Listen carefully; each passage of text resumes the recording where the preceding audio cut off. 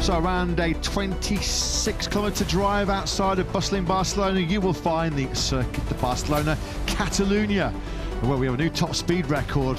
Pedro Acosta blasted through the speed traps this morning at 363.6 kilometres an hour, down a start-finish rate measuring just under 1,050 metres. At the end of that straight, you are braking hard into turn one. There's been drama for the factory Aprilia riders.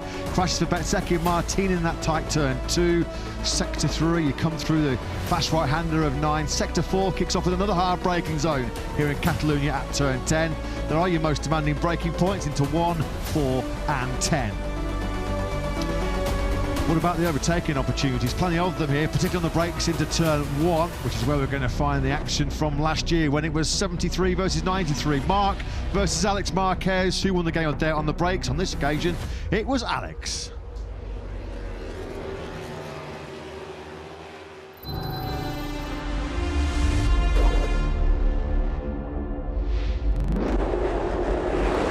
So what's 6 days ago in front of yet another full house at the Bugatti circuit in Le Mans? It was Pecco Bagnaia that fired away from pole position on the factory Ducati.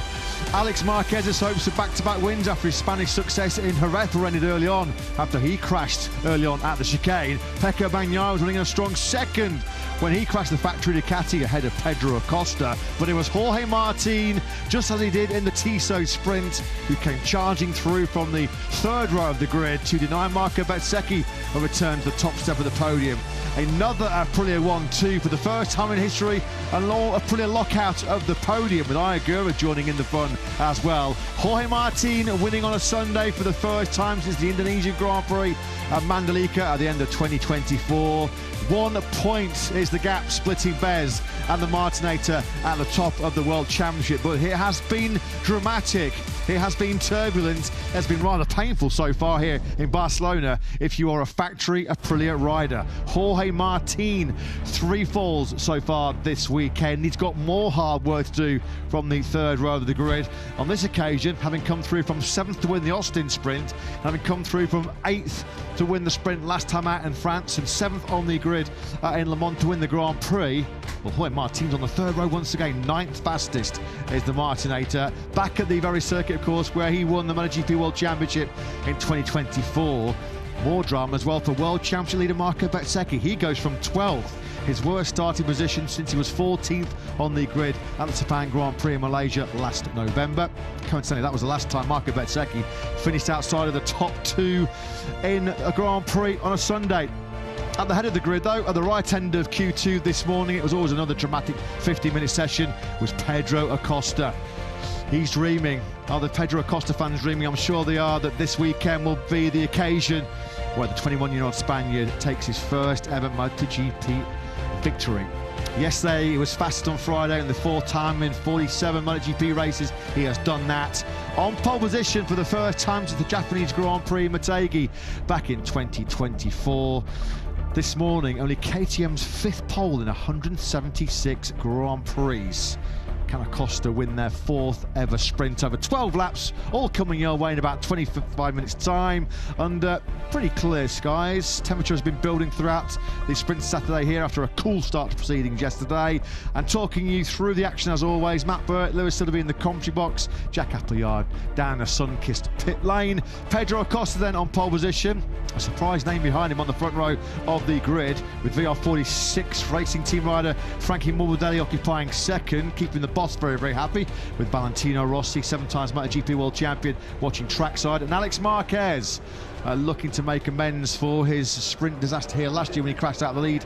He completes the front row. The Aprilia's with work to do, but once again, Lewis, it was nothing short of pure drama in Q2 this morning, led by Pedro Acosta. Yeah, there were a few in the paddock, and I have to admit I was one of them who wondered whether the KTMs would drop back. Welcome, Letizia, is the message. Well, that is clearly the baby daughter of one of Pedro Acosta's data engineers, who he was congratulating earlier on today for becoming a father. So celebrations all around in the KTM camp earlier on today. But yeah, I was slightly expecting the KTMs to slightly drop back as the weekend unfolded. Remember, they were 1 and 2 on Friday here last year and ended up finishing off the well, outside the top 2 at the very least. Bastianini was on the podium here last year. No signs of any sort of KTM sort of fading or dropping out of the action at this time. Pedro Acosta, a 2nd career MotoGP pole, first since Beteghi late in 2024, when he led the sprint for so long before crashing out. Of course, is now a sprint winner, the first sprint of this season. He's after number 2 today. Yeah, as mentioned, Acosta is KTM's 5th pole position in 176 Grand Prix, the first for a factory KTM rider in 6 long years since Pol Espargaro top qualifying at the Grand Prix of Europe in Valencia during the pandemic-affected campaign. Well, it was all smiles, wasn't it, this morning as far as VR46 Racing are concerned. They've got both of their riders going from the top 6. A season worst 6th place on the grid for Fabio Di Giannantonio, but a season best 2nd for Frankie Morbidelli, his first front row of the campaign. He did it the hard way as well, Lewis. He was brilliant in Q1, leading this morning session, and then he backed it up with a brilliant performance in Q2, the 31-year-old Italian, 2nd on the grid. Yeah, well timed too, with the doctor in the house. Some might say those two facts are connected, but however he did it, Frankie Morbidelli picking a great time to get himself onto the front of the grid as Valentino Rossi wishes his leading charge, I guess, in terms of championship position, Fabio Di Giannantonio, all the best. But for the first time this season for Fabio Di Giannantonio, he's not the leading VR46 Ducati on the grid. A season's low, which tells you how good he's been on Saturday mornings this year, of 6th for Digia. Indeed, 3rd time in his MotoGP career. Frankie Morbidelli is going to start the front row of the grid here in Catalonia. He was on the front row in 2019 and also in 2020, so this is not new territory as far as Fast Frankie is concerned. 2nd row of the grid, well, that will be headed by the star of Aprilia riders so far here this weekend, Raul Fernandez, because for our 3 Aprilia podium finishes in that milestone Le Mans Grand Prix 6 days ago, well, the glory of Sunday seems like a distant memory already, doesn't it? Because Marco Bezzecchi, Jorge Martin and Ayagura, the 3 of those, they're 9th, 12th and 18th on the grid respectively. Not what we expected at all, Lewis. No, the MotoGP form book almost being turned on its head this weekend. Of course, across the 2 factory riders, Bezzecchi and Martin, 4 crashes this weekend. It's 3-1 to Martin in that respect. They've both been down at turn 2. Bezzecchi's, though, came at the worst possible moment, crashing in qualifying 2, which saw him get shuffled all the way back to the back of that 4th row. Ayagura has looked strangely off colour all weekend, it has to be said. 18th place on the grid for him, by far his lowest of the season. Yeah, his lowest, qualifying in 9 since he was also 18th on the grid in Australia at Phillip Island last year. Just caught a quick glimpse there of factory Honda rider Juan Mir, keeping his pretty impressive qualifying run going in 2026. The 2020 MotoGP World Champions, qualified top 10 in 4 of our opening 6 Grand Prix. Just a little footnote of that, Acosta's brilliant pole as well this morning. He blasted through the speed charts at 363.6 kilometres an hour, which is a new speed record for this Circuit de Barcelona Catalunya. That is the 7th fastest top speed recorded in MotoGP history. There was a tailwind here today and there was a bit of slipstream. We might actually be getting close to the all-time top speed record of 366.1 kilometres an hour, which is also held by a KTM. I think Brad Binder and Pol Espargaro share that honour of being the fastest rider in Grand Prix history down the long start-finish straight in Mugello, of course, where we head next in a couple of weeks. 13th place for Pecco Bagnaia, which is, I guess if your glasses are full, 8 places higher than he qualified here a year ago on the sole factory Ducati. Paid the price, ultimately, for being in such a heavyweight qualifying 1, because he was by no means slow in qualifying 1 earlier on today, but unfortunately, he had the likes of Frankie Morbidelli and Jorge Martin joining him in that session, and Enea Bastianini, another rider who will be looking back on that Q1 session earlier on today with a major dose of regret. Bagnaia, surely his best hope in this sprint this afternoon. Of course, he's arriving here on the run of 3 consecutive silvers. Surely any hope of points is the best he can look forward to. And he goes alone this weekend for the factory Ducati team. Just a reminder, if you are joining us for the first time this weekend, sadly Marc Marquez sidelined from this Catalan Grand Prix as he recovers from double surgery to repair a fracture in his right foot after the sprint 7 days ago in Le Mans, and more corrective surgery on what seems to be a serial right shoulder problem as far as Mark is concerned. A loose screw was removed also as part of that double procedure. A little bit more housekeeping while we're on that subject. We welcome Augusto Fernandez, Yamaha Factory Racing wildcard. He starts 21st on the grid. Toprak Razgatlioglu had a bit of a nightmare, the only rider that's starting behind Augusto Fernandez. And we welcome back on what's been already a very positive Saturday here in Barcelona for the Red Bull KTM Tech 3 team. Maverick Vinales back in action for the first time since Friday over at the Austin Grand Prix in Texas. And if you were with us during the lunch break, our colleague Fran Wild hosting a press conference where it was confirmed, despite a lot of rumours of late, certainly in the last 2 or 3 weeks or so, about a potential move to Honda.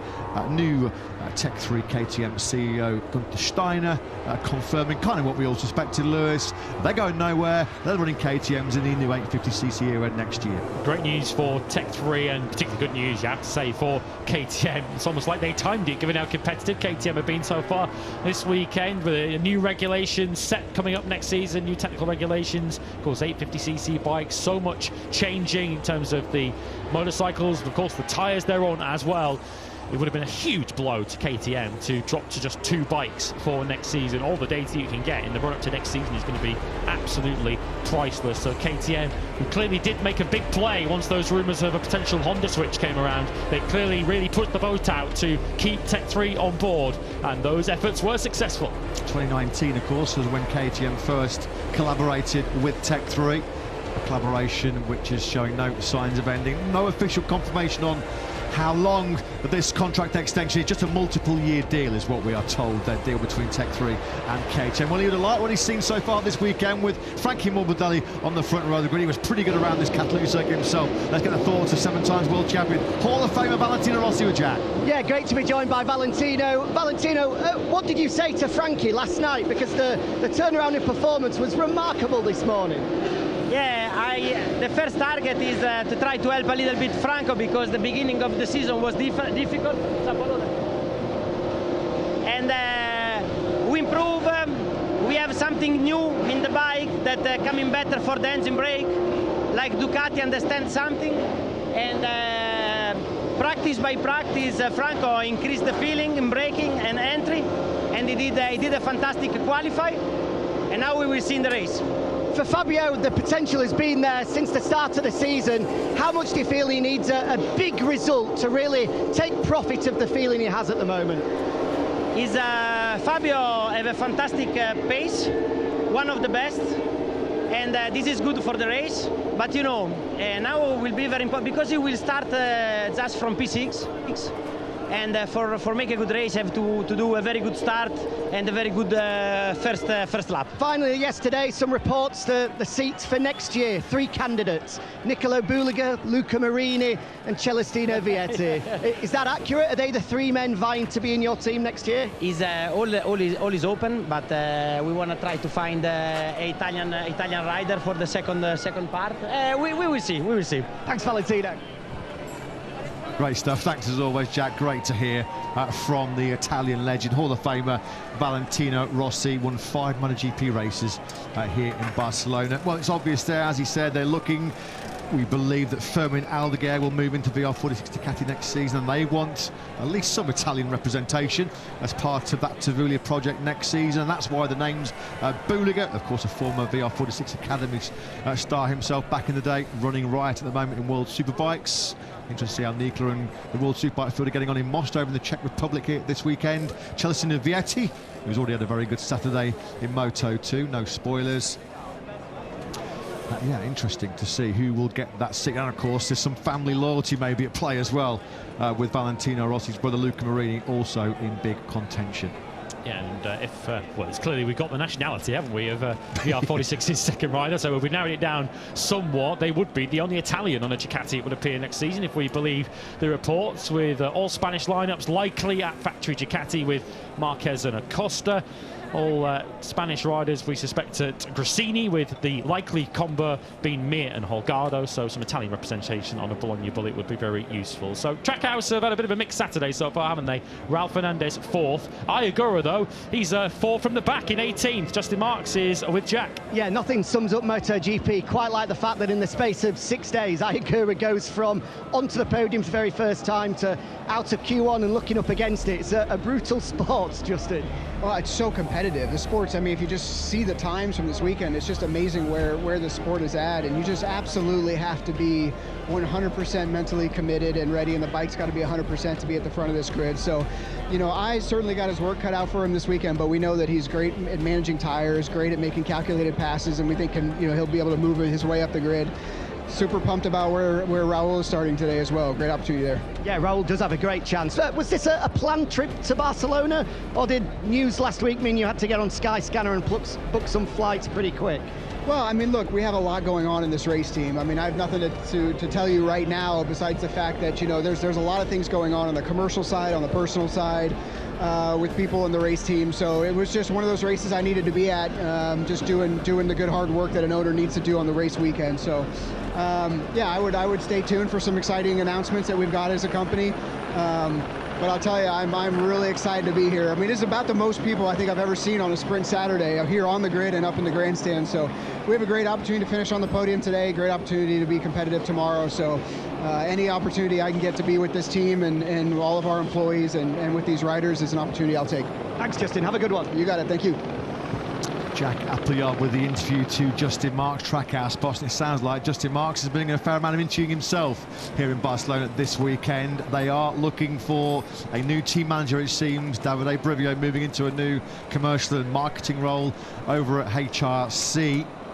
And I believe that names like Wilco Zillingberg, Francesco Guidotti have been mentioned as possible Trackhouse team manager candidates. Yeah, I agree. We've certainly got his work cut out from 18th place on the grid, as we saw Gunther Steiner there having a little chat with Ducati CEO Claudio Domenicali. Steiner was pretty tight-lipped, which is unlike Gunther Steiner when he was asked about whether he seriously considered maybe the Honda option or other manufacturers as a possible destination for Tech 3 next season. He just said continuity, stability is so important. That's why they decided to re-up with KTM. And as Lewis mentioned, not a bad day to do it, with Pedro Acosta absolutely flying to that pole position. I know he's got pace over the shortened distance of 12 laps in this sprint. The big question mark will be on what is always a race where those Michelin tyres get some of their biggest abuse of the whole Grand Prix calendar. Low grip with all the heat generation that you get through turns 3 and 14 here in Barcelona. Massive wheel spin. You've got to get your traction control and your right hand dialed in for the full 24 laps. That's, I guess, one of the question marks over Acosta and KTM tomorrow. Have they made enough advances in extending the rear tyre life to get him to go the full distance and win that elusive first Grand Prix tomorrow afternoon? We follow Ralph Fernandez through that very congested grid that Justin Marks just described to us. So you think he could potentially lead through this first corner? We know how fast this Aprilia starts. Jorge Martin gave the best demonstration of it at the start of the sprint a week ago. And Ralph Fernandez is the leading Aprilia rider on the grid in 4th place, and it is one of the longest runs down to the first corner of any Grand Prix circuit on the calendar. That downhill plunge into the first corner when you're braking and scrubbing off the best part of 250 kilometers an hour. It has been a pretty tough weekend, to say the least, so far in the factory Aprilia camp, with 4 crashes for Jorge Martin and Marco Bezzecchi. Can they rescue, though, in this afternoon sprint? Let's get some thoughts of Paolo Bonora, who's with Jack. Yeah, absolutely right, Mike. It's not been an easy weekend, Paolo, so far. 3 crashes for Jorge, 1 for Marco, with a very big moment in qualifying. So up against it here. What's possible? What's the target? What have you told both boys? Yeah, for sure the target is to score the most of points that you can, absolutely, because it's necessary to be in the top part of the ranking at the end of the sprint and at the end of the race. To be honest with you, we struggle, but we struggle in particular to make the time attack. To make the time attack, we are quite not at the limit, but it's difficult to find the current balance here, depending on the grip and on the hard braking phase. So we have to work, to still work. We are keep working, and it is necessary to keep working until the end of the sprint for sure. But regarding the race pace, we are quite confident. So the key will be to be part of the game in the initial laps and to manage the rear tire for sure. Good luck. Thanks. Aprilia always find something, don't they, when there's points at stake. Can they do it in this sprint? Thanks very much, Jack. Thanks to Paolo Bonora. Calling sprints in 2026 has been quite a tough task. In our first 5 sprints of the campaign, we've had 9 different riders finish on a sprint podium. The only one on the front row of the grid that has not picked up a Saturday afternoon medal so far this season, and rather surprisingly, is Gresini racing rider Alex Marquez. 3 sprint podiums so far this season for Marc Marquez, Pecco Bagnaia and Jorge Martin. What about Enea Bastianini? He's one of those 9 that's had a Saturday afternoon podium, but and a sprint, but he has got work to do as well. I get the feeling, as far as Anae is concerned, 14th place on the grid really doesn't reflect accurately his pace and his potential. I think there's a lot more to come from Anae. It's going to be all about the start and how much he has to use those tyres in the early part of the race, but he has got a lot more than 14th on the grid. Yeah, and potentially his big opportunity will come tomorrow over double the distance in the Grand Prix itself. Notoriously so good, keeping his tyres in good shape towards the end of the race. We've had plenty of drama, excitement, unpredictability in sprints already in 2026. Leading sprints proven to be a bit of a poison chalice here in Barcelona over the years. Last year, of course, Alex Marquez was on course to take the gold medal when he dropped it at turn 10. And go back a couple of years before that, of course, because he had the famous sprint when 3 riders, Ralph Fernandez, Brad Binder and Pecco Bagnaia on the last lap, all gave away a gold medal. How long can Zarco hang in there, the most experienced rider on the MotoGP grid? The number 5 starts in P5 ahead of this 12-lap sprint. Only the 4th time since round 1 in the start of 2025 that Zarco's qualified the LCR Honda inside the top 6. Well, Alex Marquez is on the front row of the grid in this very Grand Prix here last September, but he fluffed his lines in the sprint. Can he get some revenge on Catalonia this time around? Let's get the thoughts of the boss, Michele Massini, with Jack. Yeah, once again, Alex looks really quick here at the Catalonia circuit, but is it fair to say maybe he just hasn't found the same rhythm that he had 12 months ago at this current moment, Michele? I think that we have the speed missing a bit of feeling, but we will try to adjust today during the sprint, looking for tomorrow. But now for sure, focus on the sprint. We will try to manage from the turn 1 the leading of the sprint and until the end, because the other riders like Pedro has a lot of pace, but we'll see. Will last year be at all in the back of his mind? Yeah, of course, it's an extra motivation. Thanks, Michele. Have a good one. He will use it as an extra motivation. The 30-year-old Alex Marquez, 85 points worse off after 5 Grand Prix as Alex, compared to last year when he came to round 6, which wasn't Barcelona last year, actually leading the MotoGP World Championship. He's only 8th at the moment in the rankings going into this sprint coming up. We just saw that nice super slow motion replay of Pedro Acosta going through his clutch release routine, just stretching out those fingers on that left hand. Is he going to make the dream launch? We know the KTM traditionally was always the best starting motorcycle in Grand Prix racing, but I think they've been overtaken by the Aprilias, who are pretty sharp, to say the least, off the line these days. Yeah, there's no question that Jorge Martin and Marco Bezzecchi are going to need every little bit of that fast-starting Aprilia on the run down to turn 1 to get themselves up into the points positions. Feels like perhaps a bridge too far for them to win this sprint, but of course Martin has already won a sprint in the last week or so from the 3rd row of the grid. Of course, with them both starting as deep as they are, 3rd and 4th row respectively, Martin and Bezzecchi, the World Championship lead could quite easily change hands here this afternoon. Fabio Quartararo, 2nd in the sprint last year, only his 3rd sprint podium in 66 sprints so far. Fabio will fire away on the factory Yamaha from 7th place on the grid. He's got Brad Binder and Jorge Martin for company on the 3rd row. Positive signs for Brad Binder, the 30-year-old South African. It's his best starting position in a MotoGP race for 20 Grand Prix since he was in the top 10 in Aragon almost a year ago. Direct into Q2 for the first time since Thailand, so this has been a pretty positive weekend for Brad Binder. Can he get his claws into his teammate Acosta, the Shark, flying away from the front of the grid? Let's continue to cover KTM and actually hear from Brad and Pedro's boss, Itaki Aya, speaking to Jack. Yeah, because KTM have got a massive opportunity here. We'll touch on Pedro secondly, Aki, but just firstly, great qualifying by Brad. We know how good he is off the line. This feels like he's got a real opportunity here. Of course, as I said before, already since yesterday, seems that it's somehow fitting, let's say, the conditions here for us. And of course, we need to be happy. We have made progress since, as I've said many times, since 2nd half of last year. Of course, sometimes in this close competition, everything go up and down, but I hope the condition stays positive for us. Of course, now the asphalt temperature is maybe the highest of the weekend so far, so let's see how everyone react and how it's for all of us. Pedro from Pole has looked brilliant all weekend. What were your final words to him? Yeah, but Pedro, okay, of course, it's also track what he likes, but so solid work so far. So we just hoped solid race as well. Good luck. Thanks a lot. Thanks, Jack. Thanks to Red Bull KTM factory boss Akiayo. They have only won 3 sprints, the Austrian factory, 2 of them going the way of Brad Binder.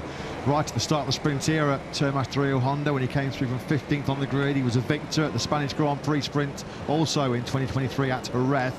Acosta's only sprint success and KTM's only 3rd sprint success came at round 1 in Thailand, and Pedro Acosta felt like that was a bit of a gift. It wasn't really a properly hard-fought sprint win, although he was running Marc Marquez close. But there was, fair to say, the last time Pedro Acosta won a sprint, it came in somewhat controversial circumstances, Lewis. Yes, they'll want to eliminate any kind of debate or conversation about this one. And you feel if you can get the start right and potentially use Frankie Morbidelli as something of a shield to the group behind, not to write off Frankie's hopes of fighting for sprint victory too much, but Pedro Acosta surely must see that as a real opportunity, particularly with the top 2 riders in the World Championship on the 3rd and 4th rows of the grid. The likeliest threat to Pedro Acosta surely coming from Alex Marquez on the outside of the front row, and potentially Fernandez and Gian Antonio on that 2nd row. Well, last weekend in the Le Mans sprint, Jorge Martin delivered a magic start and then a truly breathtaking run around the outside of Marco Bezzecchi, Marc Marquez and Pecco Bagnaia going into the first chicane. He needs more magic, he needs more brilliance if he's to get himself into early contention in this 12-lap sprint coming your way here shortly in Montmello. Fabio Quartararo getting himself prepped and ready to go. Another excellent job by Quartararo this morning to get himself into Q2 yesterday by a whisker, but it paid dividends. Fabio was 10th yesterday. He capitalised. He's on that 3rd row in 7th place.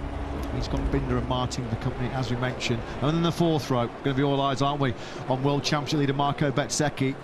He'd love to be going home to Mugello in 2 weeks' time as the World Championship leader still. Will that be the case? 1 point he is clear of this sprint. Front row start once again here in Catalonia for Alex Marquez, who crashed out of the lead in the sprint here last year. Frankie Morbidelli on the front row of the grid for the first time this season. But what about Pedro Acosta? Just KTM's 5th ever pole position in their 176th Grand Prix. Can the Shark get the business done here from pole in Catalonia?